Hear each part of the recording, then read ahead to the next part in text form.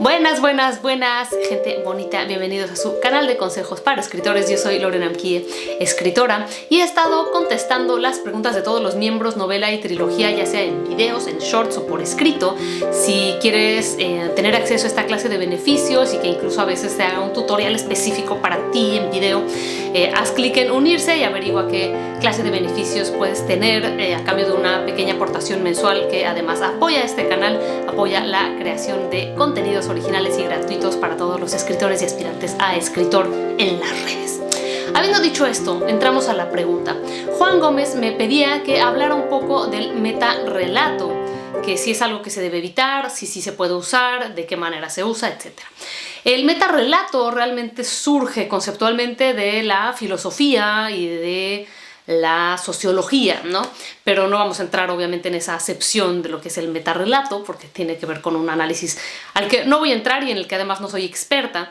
Pero el metarrelato como género literario ya se reconoce hoy ampliamente y es algo que está además muy de moda. ¿Por qué está muy de moda el metarrelato y qué es? Bueno, el metarrelato es una historia de historias. Meta quiere decir que es más allá de una historia de historias.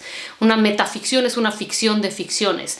No se me ocurre ningún otro ejemplo, pero la metanarrativa es una narrativa de narrativas, o sea, una historia que cuenta la historia de una historia, por decirlo así. Tengo un chiste de la patata al respecto, lo voy a volver a publicar aquí, en este instante de hecho. Y ahí tienen esta viñeta de la patata narrativa que ejemplifica muy bien lo que es un metarrelato o la metaficción, que es contar una historia acerca de contar una historia, ¿no? O contar una historia acerca de una historia.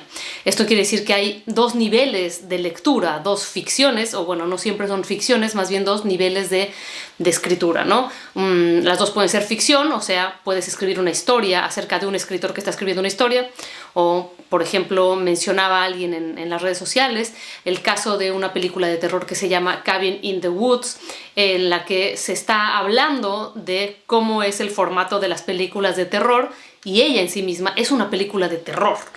O sea que se mezclan ahí un poco la ficción y la realidad y obviamente nosotros al ver la película estamos viendo una doble ficción, una metaficción. El género como literatura está muy de moda. ¿Y por qué está muy de moda? Esa era la segunda pregunta. Porque estamos en una época en donde ya hay menos miedo a mezclar los géneros, ¿no? En donde ya nos damos cuenta, aunque bueno, yo creo que muchos escritores se llevan dando cuenta de esto décadas, pero lo podemos nombrar aquí claramente, y yo siempre se los repito, que no tengan miedo de contar la historia con los recursos que necesiten para que ésta sea lo mejor posible. Y esto también implica no estar pensando en qué cajita entramos, ¿no? ¿Cuál es el género de nuestra novela? ¿Cuál es el género de nuestro escrito?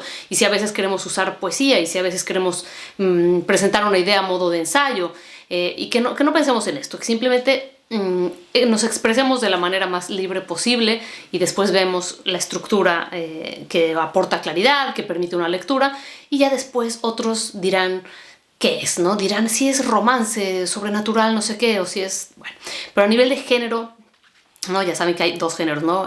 Género, el que se define como romance, western, y el género como ensayo, teatro, guión, cuento, novela. En cuanto a esto, el metarrelato, yo lo he leído últimamente, por ejemplo, en dos autores que últimamente les he estado citando un montón, que son Emmanuel Carrer y Rosa Montero. ¿Cómo hacen ellos la metanarrativa? El mejor ejemplo que leí y que lo terminé apenas la semana pasada es El adversario de Emmanuel Carrer. ¿Qué hace él? Él te cuenta, o sea, tú abres el libro y él te cuenta que él quería escribir una novela acerca de un asesino. Y toda la novela que tú estás leyendo es él contándote cómo quería escribir la historia de este asesino, todo lo que tuvo que hacer para investigar acerca de este asesino, cómo lo fue a entrevistar, lo que le hacía sentir a él estar en contacto con esta persona, los cuestionamientos que tenía acerca de su propia ética al querer escribir esta historia y darle atención a alguien con esta moralidad, bueno, pues obviamente errónea, ¿no? Con un criminal.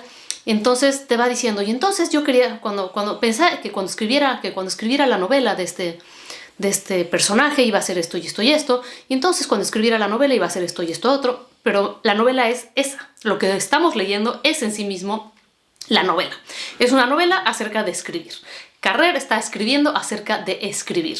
Está contándonos dos historias a la vez. La historia de él escribiendo la historia y de manera velada, con subterfugios así narrativos, nos está contando ya la historia del personaje que él quería contar, ¿no? Entonces, en este caso no hay además ficción. Carrer escribe de manera autobiográfica, entonces nos cuenta su historia y este era un caso real, así que está contando su propia historia y, o sea, digamos, de este episodio de su vida y la historia también real del asesino que a él le interesaba, ¿no?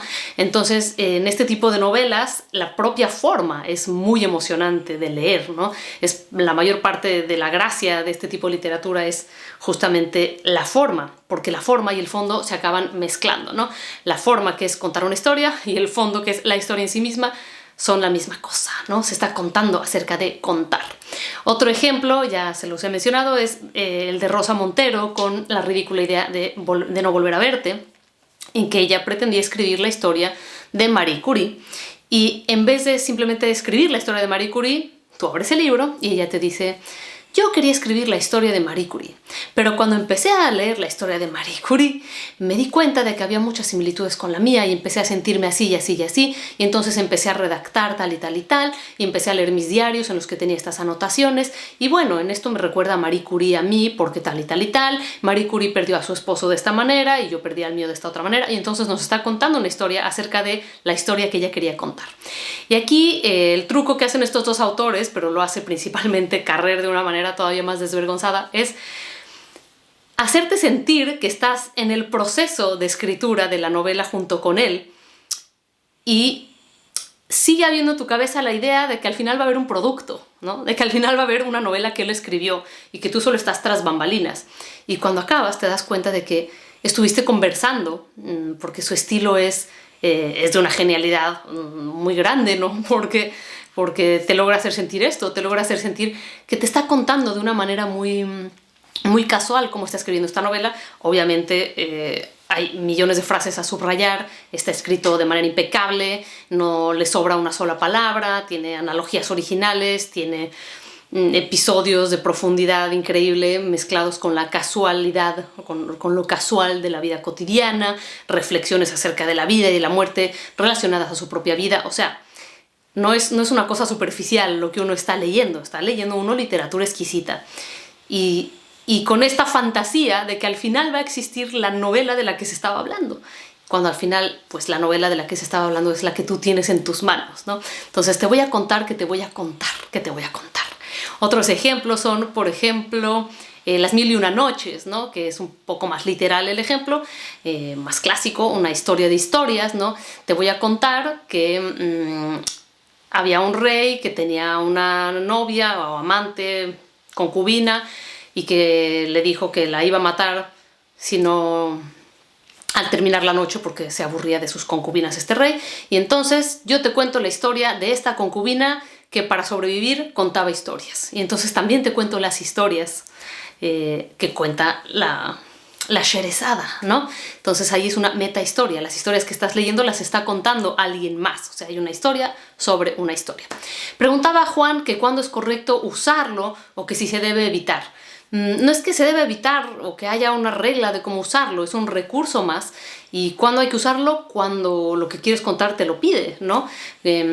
Lo que cuenta Carrer, tanto en El adversario como en la otra novela que yo he leído de él, Yoga, lo expresa además así, con este desparpajo, bien escrito, pero con este desparpajo conversacional, que él tenía la intención de escribir una novela, pero que le era tan emotivo el tema, ¿no? Como por ejemplo con la de yoga. Él te dice que él iba a escribir un libro acerca del yoga.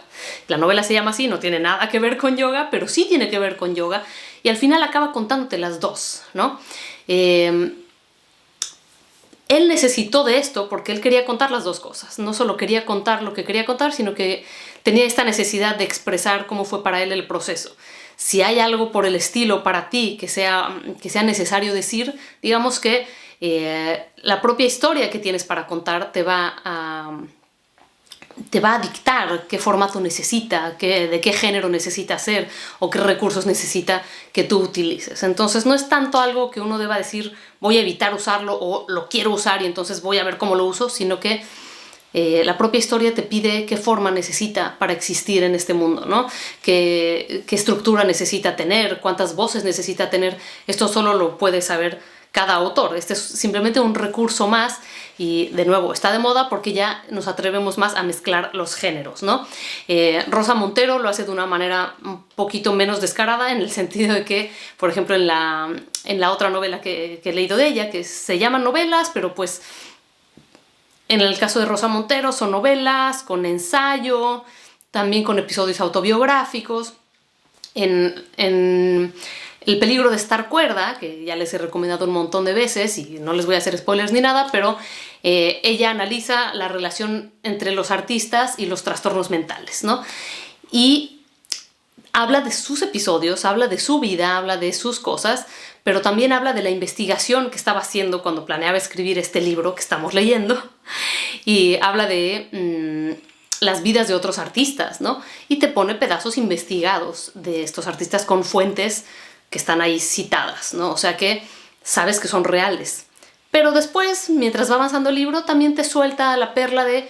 Y claro, este libro al final es una novela, por lo que mucho de lo que hay aquí es ficción. Y no te especifica qué, ¿no?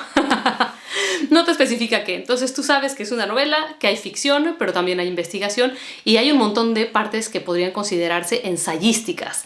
Entonces simplemente es una mezcla de todos los recursos que ella domina de manera increíble, ¿no? Tanto ella como Carrer son periodistas de oficio, entonces traían esta carrera antes y después ya se fueron hacia la ficción, bueno, hacia la ficción o metaficción o metanarrativa o narrativa o novela, no importa cómo le llamemos, ¿no? Dejaron el periodismo puro y duro para encontrar otro tipo de verdades. Esto aquí para la gente que sigue diciendo que de la ficción no se puede aprender y que prefieren mejor leer novelas históricas o leer las noticias porque ahí está la realidad, pues estos dos grandes artistas descubrieron que la realidad o la verdad, que es más importante, la encontraban más en la literatura y en el arte que en el periodismo, ¿no? Entonces, bueno, no voy a entrar mucho más en cuestiones técnicas.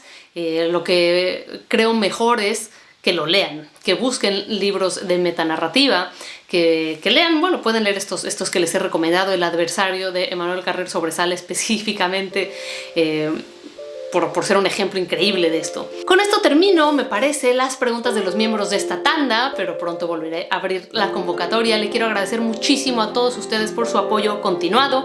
Muchas gracias a los suscriptores. Si no te has suscrito, suscríbete ahora. Si este video te gustó, denle like a los videos, que eso le ayuda a YouTube a saber que estos videos son útiles para una mayor cantidad de gente de lo que tal vez YouTube considera.